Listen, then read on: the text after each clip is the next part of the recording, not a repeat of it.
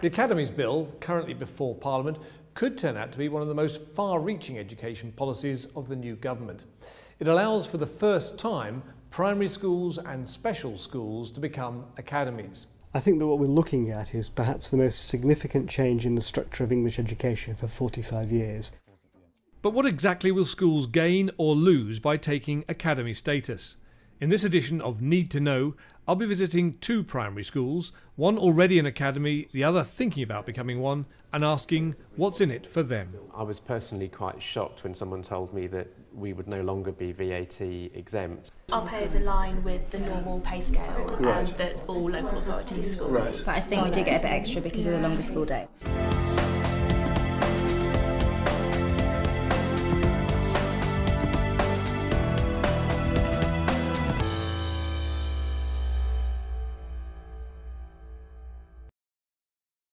Like all schools graded as outstanding, Woodbury Down Primary will be eligible for a fast-track route to academy status, as explained in a letter from the Education Secretary. Head teacher Greg Wallace has already registered his interest online, but many details remain unknown. Is it clear yet how much extra money you would get? No, it's not clear at all. I mean, we're all thinking 10%, but I've no idea, and finding out for definite how much money is important because it's a major part of the decision to become an academy or not become an academy. There are currently 203 academies, most replaced former failing schools. The last government had planned to expand to 400 academies, but the new government's plans are much more ambitious. As well as the fast track for those graded as outstanding, all schools have been invited to become academies. And before the election, Michael Gove said failing schools that remain in special measures for over a year will become academies in 2011. It's a big step from how this policy began 20 years ago. The origins of today's academies lie in the late 1980s, when Mrs Thatcher's Conservative government created city technology colleges and grant-maintained schools. Both policies aimed to dilute the power of local councils and to inject greater market forces into school provision. After 1997, the Labour government ended grant-maintained status, but essentially left schools with most of their new-won autonomy of self-management. And city technology colleges were reborn as Labour's city academies, designed to offer a fresh start to failing inner-city schools. The current Academies Bill now seeks to extend academy status to the great majority of schools.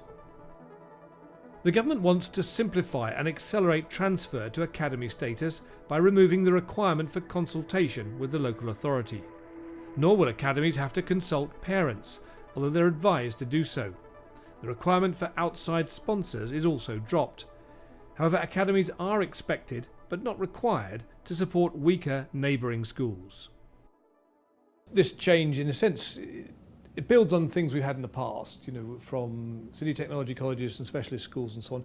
How do you see it in the historical perspective of change to schools? I think it stands as the latest step in a long line of changes that have had at their heart the idea of more school autonomy, of schools being able to adapt and develop their curriculum to meet their own population of students. I think that what we're looking at is perhaps the most significant change in the structure of English education for 45 years, certainly since the comprehensivisation of the 1960s.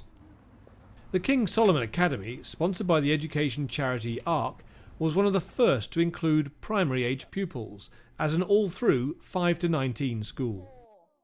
Head teacher Vanessa Wilms has used the freedoms of academy status to devote over 75% of the curriculum to literacy and numeracy, and to have a longer school day.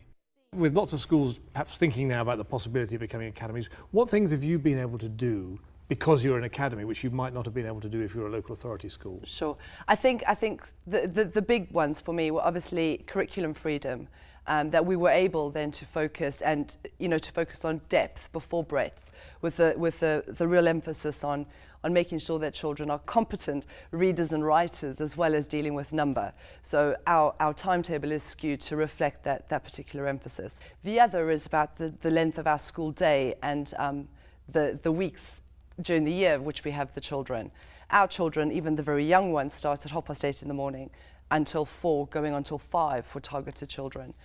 And we have more teaching time during the year as well. We've just had our year 2s in for an Easter school.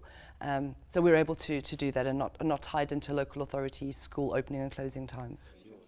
Academies can also depart from national pay and conditions for teachers. So what's the view from the staff room at the King Solomon Academy? I don't find it that much different to working in a local authority school. There are a couple of minor differences, but nothing really major. We have the longer school day, Yes. which is 8:30 till 4. Right. Which is much longer than a normal local authority school, because of course they're only usually 9 till 3:30, or even. We find that's really good because we get to give them daily music and daily PE lessons. So it's a longer school day, but do you get paid more? I don't think so. I'm pretty much on what I was on in the local authority school. Right. Our pay is in line with the normal pay scale that all local authorities schools. Right. But I think we do get a bit extra because of the longer school day. Yes. If an academy didn't offer the same sort of money, you wouldn't get teachers applying for the jobs there. So Under the proposed new law, academy trusts will become the new employers of the school's staff. Their terms of employment are protected under employment laws, meaning they're entitled to retain existing terms and conditions. It's important to remember that all of this will be governed by employment law. There are not some special sets of circumstances for education, and so teachers will have all the protections that there are in the employment laws of this country. And I do believe teachers should be reassured about that. Exactly how much extra cash academies will receive remains unclear. Experts estimate anywhere between 2.5% and 12% of their budget, depending on how much the local authority currently holds back for central services. But schools that become academies will become liable for VAT on some purchases and will have to buy in services such as special needs support, staff training or payroll management. Now, what about all the services that if you're a local authority school you'd be getting from your LEA? Where do you get those from now? Do you buy them from elsewhere? What do you do? Being a part of a network, we're able to draw on many services from the main organisation, from ARC. So from HR support through to finance, governance and education support, we do receive that.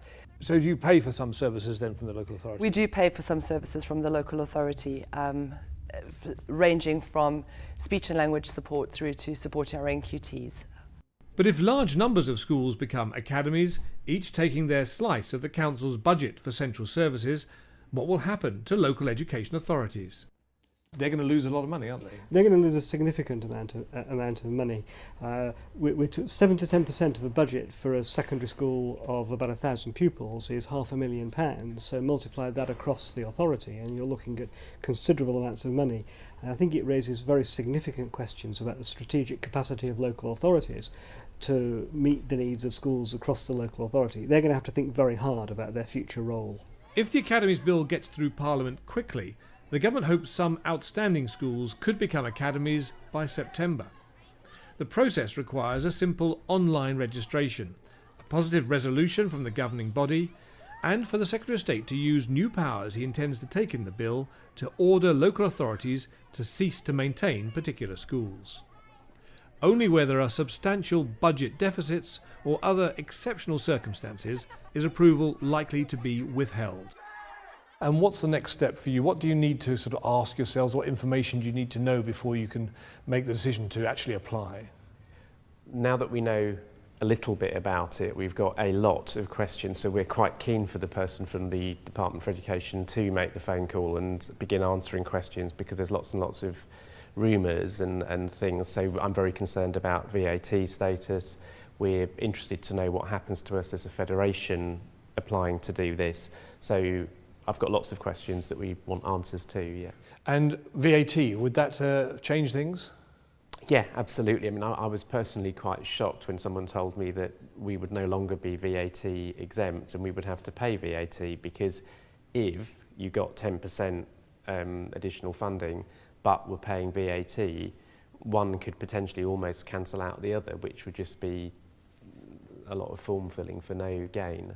Is this something you think that schools need to think carefully about and ask important questions about before they actually leap?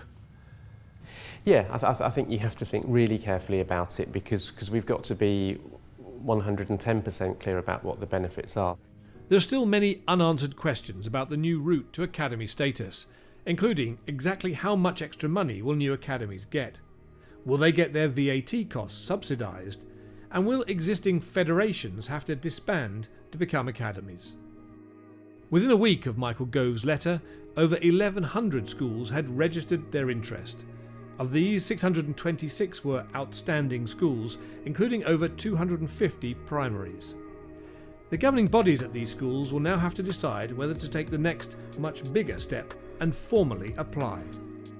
Academy status does bring freedoms, but many schools will be cautious about rushing into something so complex, which normally takes years rather than weeks to prepare for. And with the government planning greater freedoms for all schools on things like the curriculum and on pay, many will feel that despite the incentives of extra money, the best policy is to wait and see. Next week in Need to Know, we'll be looking at the proposed new freedoms for schools over the curriculum and qualifications, like the IGCSE.